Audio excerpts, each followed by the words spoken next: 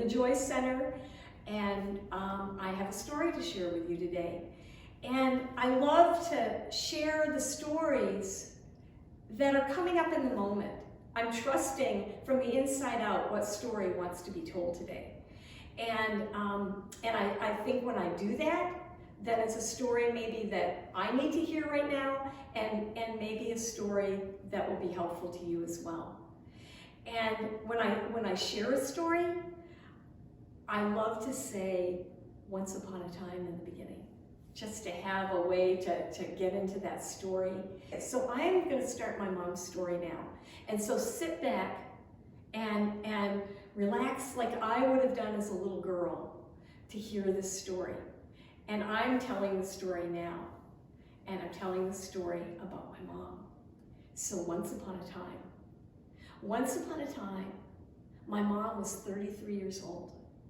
And her husband, the father of my big brother and big sister, died suddenly of a heart attack and left my mother devastated and absolutely not knowing what to do with her life, having this little 2-year-old and this little 5-year-old.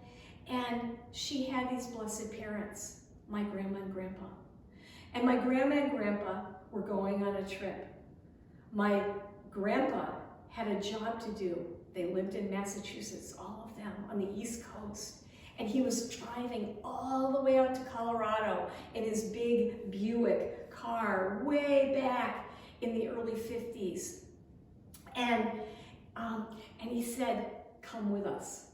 Come with us on this business trip. He said that to his daughter. He said that to his grandkids. And so my blessed grandparents took my mom and these 2 little kids on this trip.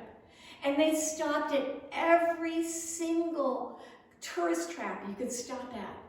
They've got a photo album of it, the big ball of string, and the Hoover Dam, all these tourist places. And it was just what my mom needed, a diversion.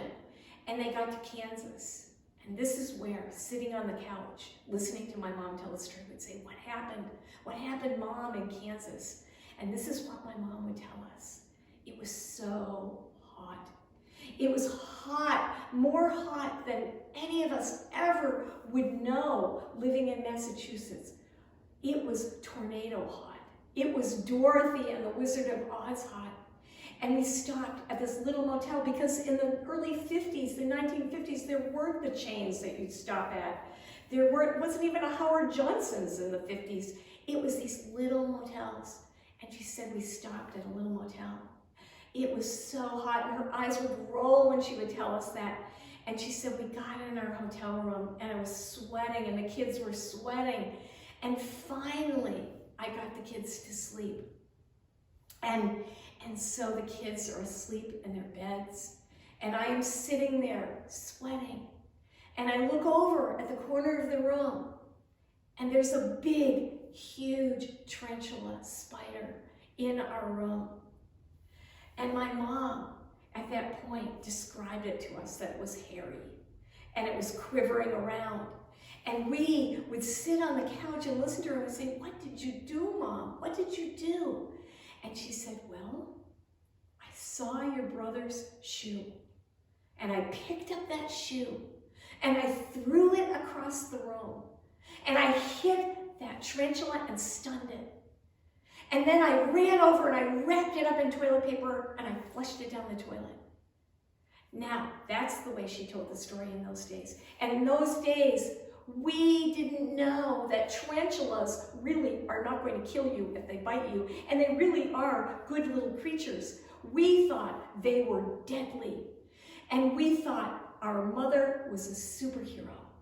And we would have our mother tell that story over and over again.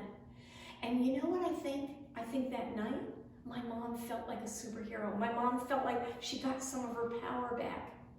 And when she told that story to us over and over again when we were little kids, I think my mom felt her strength.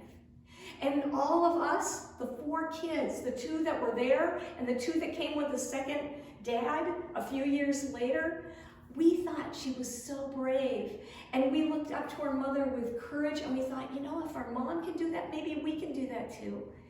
And so now I'm a grandma of little kids, and I tell that story.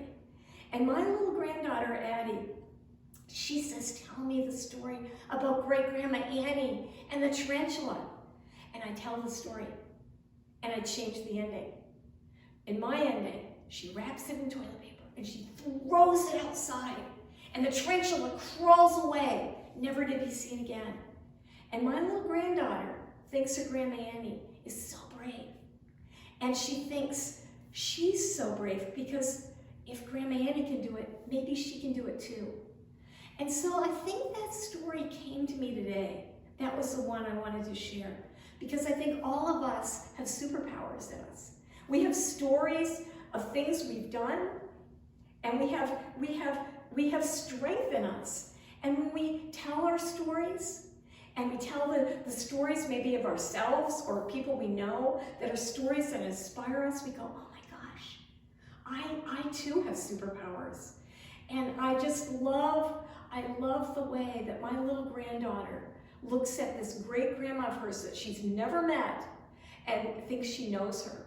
And she does know her, and she knows her bravery and feels that inside of herself. And so I'm thinking this December, when I am sharing this, in this strange year of 2020, what stories do we have in us that make us feel like that story must have made my mother feel, and that story makes me feel, and that story makes my granddaughter feel? What can we share that really inspires? Maybe share it with ourselves, share it with others. So I invite us all to really find those stories and shine the light on them and feel that light inside of yourself, inside of all of ourselves. And when I end the story for my grandkids with, that's the end of my story. And so that's the end of my story for now. And I hope it's healing balm for you, and you can find the stories inside yourself to bring out into the world. And I look forward to meeting with you again and sharing another story. And until then, be well, be safe, and I'll see you again soon.